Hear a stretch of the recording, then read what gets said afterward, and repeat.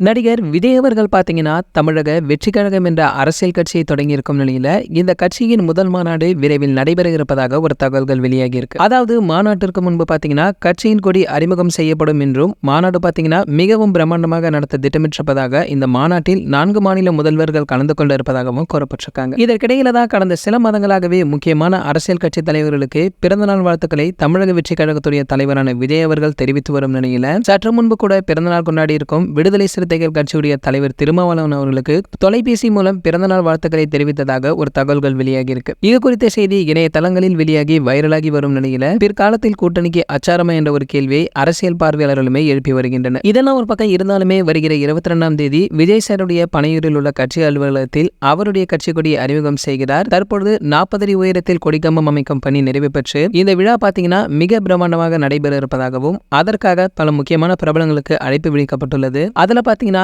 Super star Rajini sir அவர்கள் அடங்குவார். ஆனால் Rajini sir பார்த்தீங்கன்னா இந்த விழாவிற்கு வருவது சந்தேகம் தானா? சரி, ஓகே. இது போன்ற தளபதி பற்றி வெளியாகும் அனைத்து செய்திகளை நீங்க உடனே தெரிஞ்சுக்க நம்மளுடைய தளபதி 360 நம்ம சேனலை சப்ஸ்கிரைப் பண்ணிட்டு பக்கத்தில் உள்ள பெல் ஐகானை கிளிக் பண்ணிட்டீங்கன்னா நீங்க நம்ம வீடியோவை மிஸ் பண்ணாம பார்க்கலாம்.